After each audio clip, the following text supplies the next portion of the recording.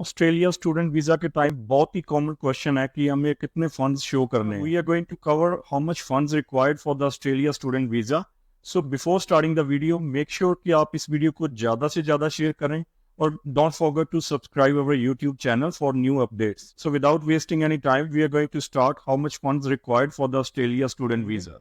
इसमें हमें दो टाइप के डॉक्यूमेंट चाहिए होते हैं। फर्स्ट ऑफ ऑल हमें फाइनेंशियल डॉक्यूमेंट शो करने पड़ते हैं जिसमें हम अपने इनफ हमारे पास इनफ फंड्स हैं अकाउंट बैंक अकाउंट में, एफडी में, या आपके पास किसी पीपीएफ फंड में, उसको शो करना पड़ता है। अपार्ट फ्रॉम दैट जो लोग आपको स्पॉन्सर कर रहे हैं, जो लोग आपको सपोर्ट करेंगे while study in the Australia, उनके हमें एनुअल इनकम के डॉक्यूमेंट जिसमें आईटीआर्स और उनके अदर फाइनेंशियल डॉक्यूमेंट्स रहते हैं वो डिपार्टमेंट को प्रोवाइड करने पड़ते हैं।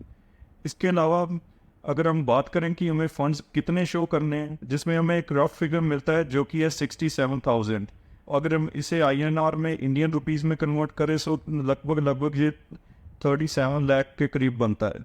लेकिन ये फिगर एग्जैक्ट फिगर नहीं रहता, ये डिपेंड करता है कि आपकी ट्यूशन फीस कितनी है वहाँ पे, आपके लिविंग एक्सपेंस ये जो है फिक्स रहेंगे।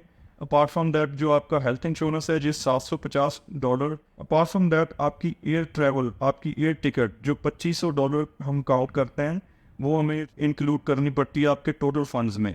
सो इसको अगर हम टोटल करें तो ये $67,210 बनता है। लेकिन अगर आपकी ट्यूशन फीस फॉर एग्जांपल ये आप लेवल 1 की यूनी में हो जहाँ आप G8 में एडमिशन ले रहे हो तो इसमें ये आपकी ट्यूशन फीस मोर देन 40,000 हो सकती है। जो कि कभी 45,000 46,000 होती है। इस केस में आपको ये आपके फंड की रिक्वायरमेंट इंक्रीज हो जाएगी, तो ये 37 लाख से इंक्रीज होके आपके फंड्स जो हैं 40 या 45 लाख तक भी जा सकते हैं। This figure is not a certain.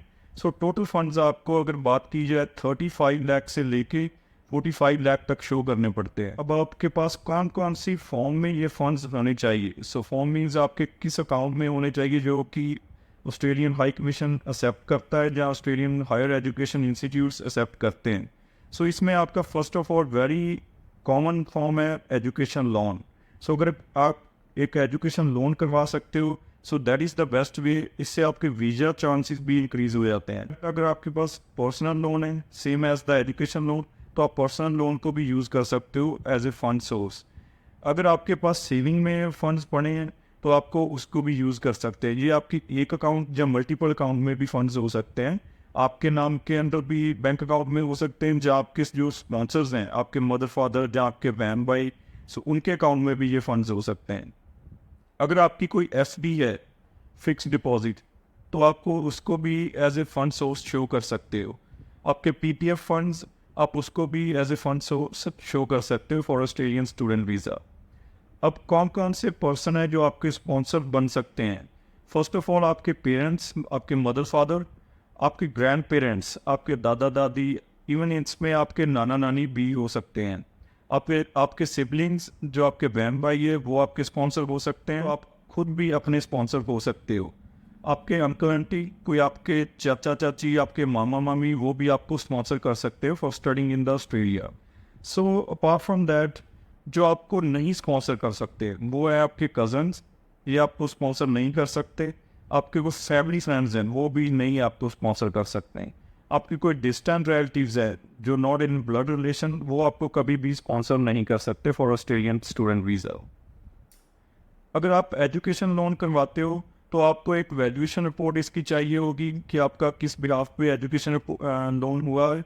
और अपार्ट फ्रॉम दैट आपको एक सैंक्शन लेटर चाहिए होगी जिस पे आपको शो कर सकते हो कि मेरा एजुकेशन लोन अप्रूव हो चुका है।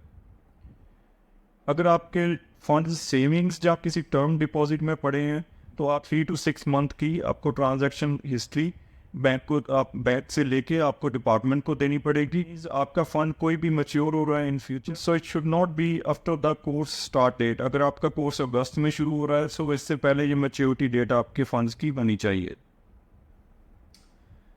अब कौन कौन से फाइनेंशियल इंस्टीट्यूट्स है जिसमें आपके फंड्स पड़े हैं तो आप उसको as a proof of funds show कर सकते हो। सबसे पहले एसबीआई के एसोसिएट जो भी बैंक्स है, जैसे एसबीआई है जहाँ कोई और बैंक है जो गवर्नमेंट बैंक है, उसको आप अगर उसमें आपकी कोई एफडी है जहाँ आपका सेविंग अकाउंट है तो उसको आप as a proof of fund show कर सकते हो। अदरवाइज आपके कोई नेशनलाइज्ड बैंक हैं जो आपके नेशनल बैंक है जिसमें आपके फंड्स हैं, तो उसको भी आप as a proof of fund show कर सकते हो। कोई पब्लिक सेक्टर के अगर बैंक्स हैं सो उसको भी आप as a proof of fund show कर सकते हो।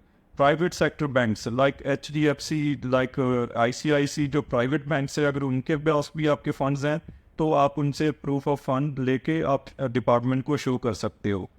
रीजनल कोई रूरल बैंक्स हैं जो ग्रामीण बैंक्स होते हैं, अगर उनमें आपके फंड्स हैं तो आप उनको भी as a proof of fund show कर सकते हो।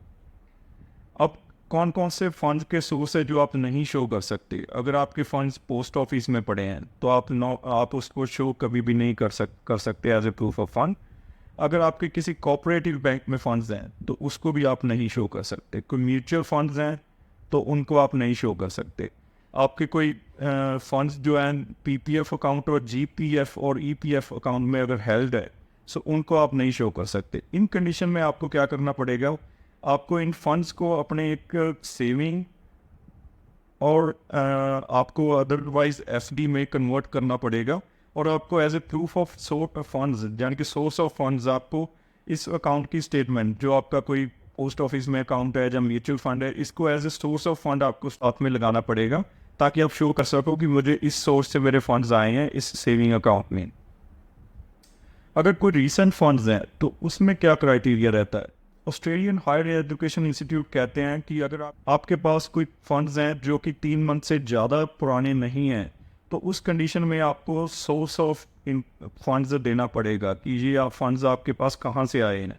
सो अगर फंड्स 3 मंथ से ज़्यादा पुराने हैं so then usually we don't required any source of fund, but अगर वो 3 मंथ से कम पुराने हैं तो आपको सोर्स ऑफ फंड देना पड़ेगा।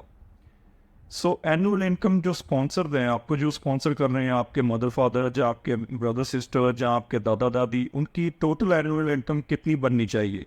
सो जस्ट एक रफ फिगर है, वो 10 से 12 लाख तक आपकी एनुअल इनकम होनी चाहिए। इसके लिए आपको 2 से 3 साल की ईच स्पॉन्सर की ITRs प्रोवाइड करनी पड़ती हैं। सो अभी थोड़ा इसमें भी मसला चल रहा है कि यूजुअली हायर इंस्टीट्यूट मांगते हैं कि जो ITRs हैं वो आपकी रिस्पेक्टिव ईयर में फाइल आउट की होनी चाहिए। सो इट्स नॉट लाइक कि आप सडनली अभी अपनी ITRs फाइल आउट करके दे रहे हो और उसको हम as a proof of income नहीं यूज़ कर सकते। सो टोटल कंबाइंड इनकम जो आपकी पेरेंट्स की है वो लगभग $87,000 होनी चाहिए। सो यूनिवर्सिटी आपको पूछ सकती है कि इसमें एडिशनल फाइनेंशियल डॉक्यूमेंट्स हमें प्रोवाइड करिए। सो आज हमने इस वीडियो में क्या डिस्कस किया कि आप कौन कौन से बैंक्स के जो फंड्स हैं वो शो कर सकते हो as a source of fund और as a proof of fund. Apart from that, अगर आपके रीसेंट फंड्स हैं तो आपको मेक श्योर कि वो 3 मंथ से ज़्यादा पुराने होने चाहिए। अगर 3 मंथ से कम पुराने हैं तो आपको उसका सोर्स ऑफ फंड प्रोवाइड करना पड़ेगा। आपके स्पॉन्सर का जो इनकम सोर्स है वो आपको डिक्लेयर करना पड़ता है, and total income should be about 10 to 12 lakhs। ये जो फिगर है ये INR में है। सो इंडियन रुपीज़ 10 से 12 लाख तक की आपकी टोटल स्पॉन्सर्स की इनकम बननी चाहिए। फॉर एग्जांपल, अगर आपके मदर फादर की टोटल इनकम 10 से 12 लाख नहीं है तो आप एज ए एडिशनल स्पॉन्सर अपने किसी ब्रदर सिस्टर को भी ऐड कर सकते हो to make the total income about 10 to 12 lakhs। इसके अलावा जो अभी हमने रिक्वायर्ड मैंडेटरी डॉक्यूमेंट्स है उसके बारे में डिस्कस किया। सो गाइज, अगर आप भी फर्दर इन्फॉर्मेशन चाहते हो कि for apply the Australian student visa में फाइनेंशियली कौन कौन से डॉक्यूमेंट चाहिए या अदर आपको क्या क्या रिक्वायरमेंट्स है for Australian student visa, so make sure to contact Osborne visa consultant aboard. हमारी टीम आपकी पूरी हेल्प करेगी इसमें वीज़ा प्रोसेसिंग में, और आपको पूरा गाइड करेगी स्टेप बाय स्टेप कि आपको कौन कौन से डॉक्यूमेंट्स रिक्वायर्ड है for getting your Australian student visa. अगर आपने अभी तक हमारे चैनल को सब्सक्राइब नहीं किया so don't forget to subscribe our channel and make sure to share this video with your friends and family so that वो इस वीडियो का ज़्यादा से ज़्यादा बेनिफिट ले सकें।